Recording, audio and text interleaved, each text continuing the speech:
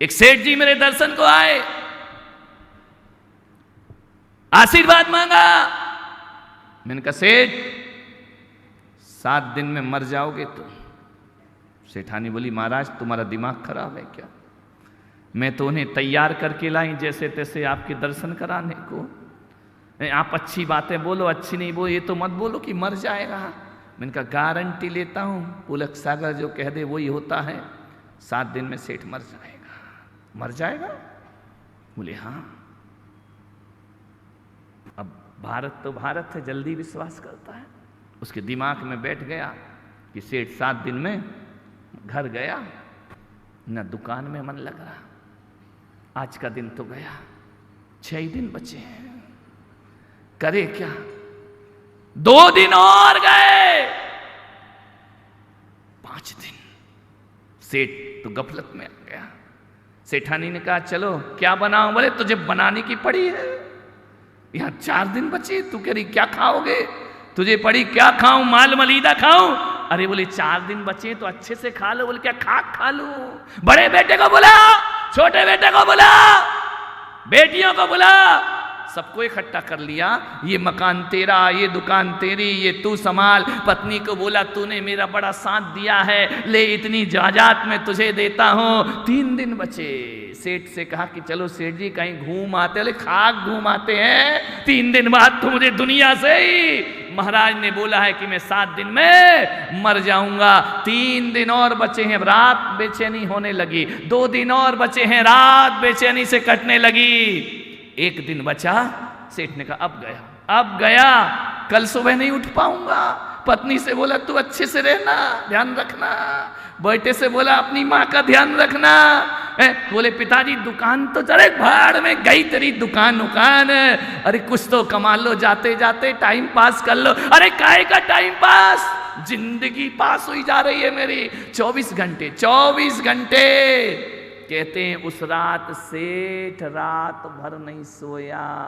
वो पहली बार अपनी जिंदगी में उस सेठ ने अरिहंत सिद्ध की माला का जाप किया। पहली बार नमो अरिहंताणम बोलते रहा। बताओ जिसे पता चल जाए कि कल तो तुम्हें मरना है, विचार करिए वो परिवार नाम भूल गया, नमोकार नाम जपने लगा।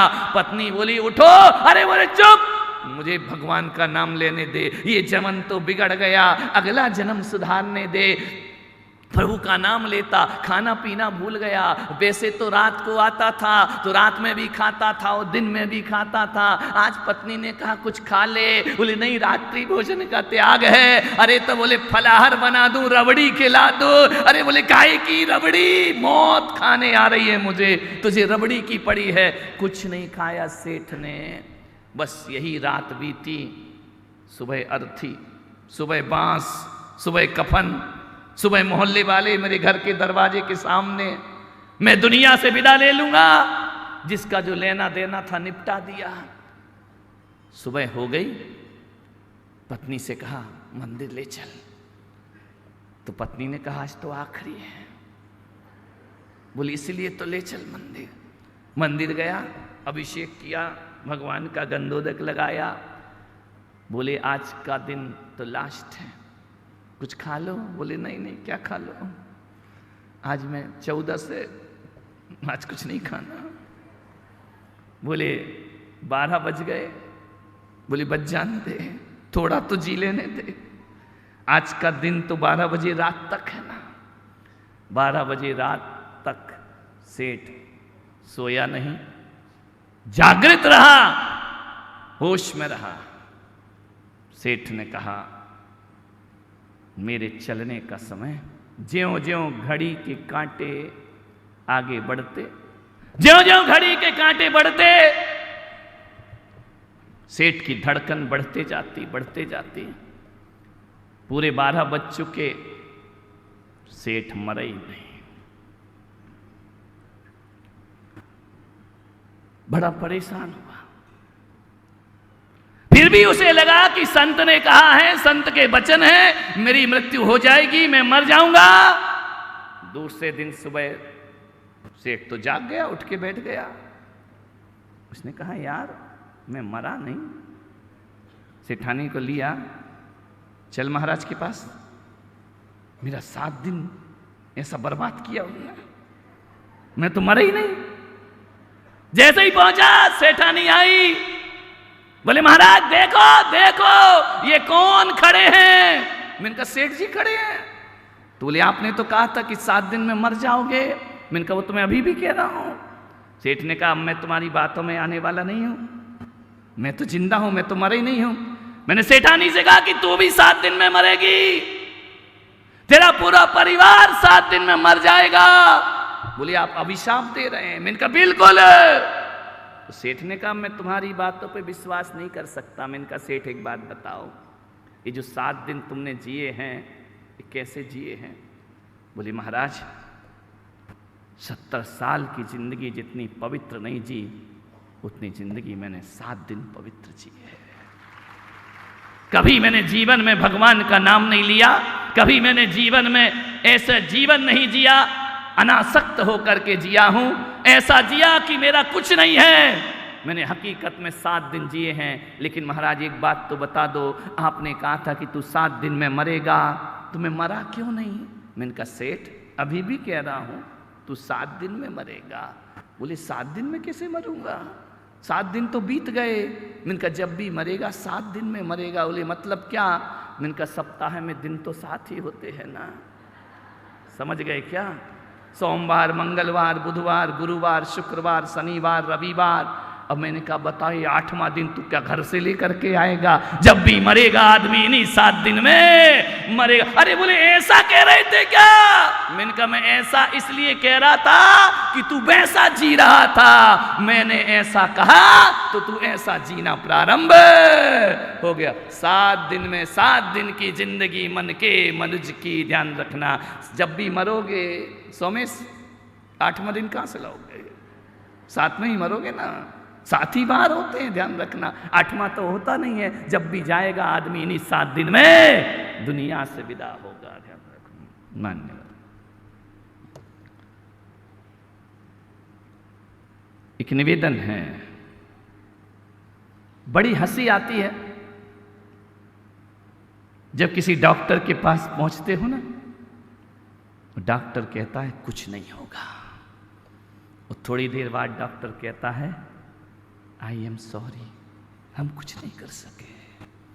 बड़े बड़े नीम हकीम वैद्य दावा करते रहते हैं मौत किसी को छोड़ती, मृत्यु जरूर आएगी। मैं एक अपने भक्त के यहाँ गया, चातुर्मास मेरा चल रहा था, घर में उसकी मौत हो गई। मुझे ले गए कि थोड़ा सुना दो इनको। मैं पहुंचा, उससे पहले वो पहुंच गए। मैंने देखा, बड़ा प्यारा भक्त था, बड़ा आत्मीय भक्त था, बड़ा वात्सल्य स्नेही भक्त था। मैंने देखा और मैं आ गया। मैंने मुस्कुराया और मैं लौट आया। उसके घर के लोगों ने कहा कि आप किसी की मृत्यु पे मुस्कुराए क्यों। पूरा घर रोने लगा, चीखने लगा। और राजस्थान का तो रोना ही अलग स्टाइल का है। इतना बड़ा तो घूंघट होता है, आंसू कम आवाज ज्यादा होती है। और जैसे ही मेहमान आता है तो साउंड और बढ़ जाता है। 5 मिनट का बढ़ता है, 2 मिनट बाद नॉर्मल स्थिति हो जाती है। हाँ चाय पियोगे क्या, अरे अभी तो दहाड़े मार के रो रही थी। 2 मिनट में चाय की भी याद आ गई थी अंदर। अरे देख मेहमान आए, चाय दे इनको। और जैसे ही उतरता है गाड़ी से चीखना शुरू हो जाता है। और घूंघट भी इतना बड़ा होता है कि पता ही नहीं चलता कि ओरिजिनल सीन क्या है। एक अमेरिका है और एक अपना भारत है। अमेरिका का संगीत सुनना और भारत का सुनना। अमेरिका के लोग ऐसा गाते हैं जैसे रो रहे हो, ध्यान रखना, पॉप म्यूजिक ऐसा गाते हैं जैसे रो रहे हो। और हमारे राजस्थान की महिलाएं ऐसा रोती हैं जैसे गा रही हूं, ध्यान रखना। मामला बिल्कुल अलग है।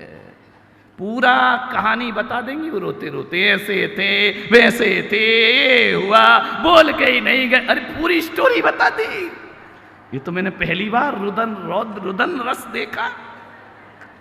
बलवंत कभी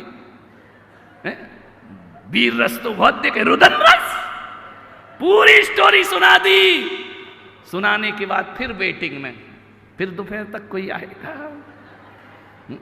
ऐसी तो स्टाइल में रोना होता है। बोले सब लोग रो रहे हैं महाराज, और आप मुस्कुराते हुए क्यों चले गए? आपका भक्त चला गया दुनिया से। मैंने कहा मैं इसलिए आ गया, ध्यान रखना, जो मृत था वो आज भी मृत है, और जो जीवित था वो आज भी जीवित है। ध्यान रखना, संत तो परमहंस की दुनिया में जीते हैं।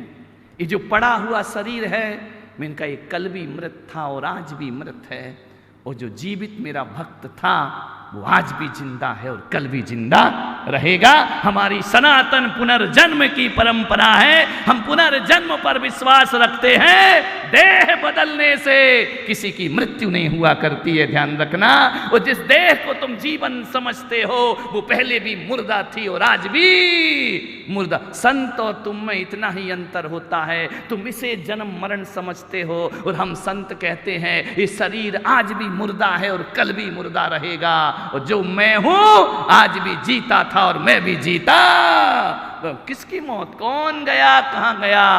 केवल एक शरीर और आत्मा का तादाद में टूटा करता है, मृत्यु और कुछ भी नहीं हुआ करती है। ध्यान रखना, सोचना। एक बात बता दो ऋषभदेव वालों, ऐसा कोई स्थान है तुम्हारे यहां? तो बड़े बड़े किले हैं, उदयपुर का किला, चित्तौड़ का किला, पूरे हिंदुस्तान में जितने किले राजस्थान में है ना, राजा रजवाड़े, ऐसा एक किला मैंने चित्तौड़ का किला भी देखा है, उदयपुर का किला भी देखा है, आमेर का किला भी देखा है। मैं हर किले में जाके ये देखता हूं, ऐसा कोई किला है कि जहां छुप जाओ और मौत ना आए? है कोई गुफा, कोई जंगल, कोई वीराना स्थान, कोई गुप्त स्थान? बताओ है कि नहीं? मैं मरना नहीं चाहता, कुछ दिन वहां रहना चाहता हूं। थोड़ा एड्रेस बताओ कि जहां जाके आदमी मरे ना। ऐसा कोई कांच का घर, ऐसी कोई मजबूत दीवार जहां मौत का प्रवेश ना हो। एक राजा का दरबार था, 2 कबूतर झरोखे में बैठे गुटर गूं कर रहे थे। राजमहल में यमराज का प्रवेश हो गया। यमराज ने देखा झरोखे की तरफ कबूतर मस्ती में घूम रहा है, गुटर गूं कर रहा है। यमराज देखे और मुस्कुरा दिए। दूसरे कबूतर ने कहा, ओ भाई। बोले क्या? बोले यमराज देख के मुस्कुराए हैं तुझे। तो बोले क्या मतलब? बोले तेरा काम खत्म, अभी राजा को लेने गए हैं, लौट के, क्योंकि तुझे देख के मुस्कुरा दिए। यमराज का तो गुस्सा होना तो छोड़ो, मुस्कुराना भी खतरनाक है। बोले आज तेरा नंबर आ जाएगा। कबूतर के तो पसीने छूट गए कि अभी मैं मरना नहीं चाहता हूं, इतने जल्दी यमराज मुझे कैसे ले जा सकते हैं? तो दूसरे कबूतर ने सलाह दी कि मैं तुझे कुछ दिन बचने की मोहलत देता हूं। अब दूसरा कबूतर भी वकील ही रहा होगा, आजकल वकील बहुत सलाह देते हैं, ध्यान रखना। वो इनकी सलाह ली और निपटा काम, ध्यान रखना।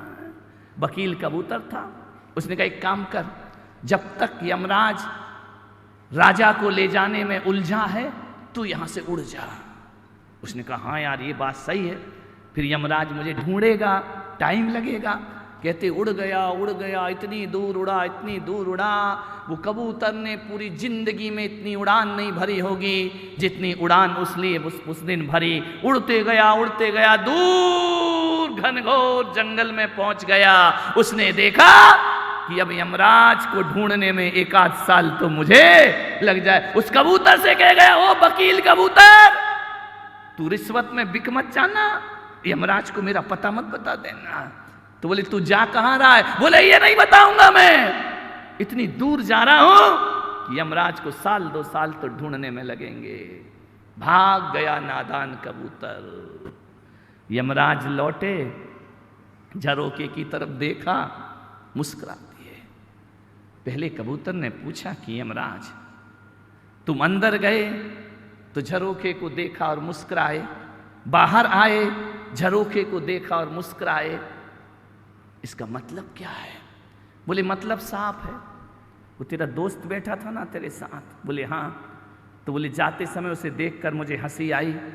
हंसी इस बात की आई कि बेटा कुछ देर बाद तो तुझे दुनिया से जाना है, तू क्या गुटरगू मस्ती में लगा हुआ है, चंद सांसें तेरी बची हैं, तेरे जीवन का अंत समय आ गया है, मैं तुझे लेने आ गया हूँ। तो बोले यमराज ये बताओ आप लौट के क्यों मुस्कुराए? बोले लौट के इसलिए मुझे हंसी आई कि इसे जहाँ मरना था नादान उड़ के अपने आप वहाँ पहुँच गया, मेरे रास्ते और आसान हो गए, अब मुझे ले जाने में कोई तक। मुझे हंसी इसलिए आ रही थी कि मरना तो इसे दूर जंगल में है, ये यहाँ झरोखे में बैठा बैठा क्या कर रहा है, लेकिन नादान अपने आप वहाँ उड़ गया, अब मेरे रास्ते और आसान। कहाँ भागोगे ऋषभ देव के कबूतरों, कहाँ भागोगे मौत से? सांस रुकती है ना, अपोलो, बंबई, दिल्ली, अहमदाबाद, हकीकत बताऊं ये तुम नहीं चिल्लाते हो, ये मौत वहां खड़ी तुम्हारा इंतजार करती है। ऐ ऋषभ देव में जीने वाला आदमी, तेरी मौत तो फलानी अस्पताल के फलाने नंबर के कमरे और अमुक नंबर के बेड में होना है, तू कहाँ यहाँ बैठा हुआ है? ध्यान रखना, ना रिश्तेदार अस्पताल ले जाते हैं, ना हम अस्पताल जाते हैं, मौत हमें अपने ठिकाने पर अपने आप बुला लिया करती है। अब भागो, तुम कहाँ भागोगे? मौत तुम्हें कैसे छोड़ेगी? जहां जाओगे वहां पकड़े जाओगे। कोई सुरक्षित स्थान मौत का इस दुनिया में नहीं है, जो आया है वो एक दिन दुनिया से जरूर जाने वाला है। मान्यवर, सोचना है आपको, मरना तो पक्का है या नहीं? बोलो, नहीं तो फालतू गला फाड़ रहा हूं। मरोगे या नहीं? बोलो ना, तो फिर इतना लेट काहे को हो रहे हो यार? ध्यान रखिए, सबका नंबर आएगा, जाना तो है ही ना। आपसे निवेदन है, लोग कहते हैं कि सिकंदर, रावण, कंस जब चलते थे तो धरती कांपती थी। मैं पुलक सागर कहता हूं कि कांपती नहीं थी, धरती इन पर हंसती थी। ए मेरे अंश होकर मुझ पे अकड़ते हो, ठहर जाओ, माटी के पुतले एक दिन माटी में मिला दूंगा। ध्यान रखना, ए माटी के पुतले ना इतरा के चल, तेरे जीवन का कोई भरोसा नहीं, और बूंद पानी की पड़ते ही गल जाएगा, कच्चे बर्तन का कोई भरोसा नहीं। माटी कहे कुम्हार से, तू क्या रूंधे मोए, एक दिन ऐसा आएगा मैं रूधूंगी।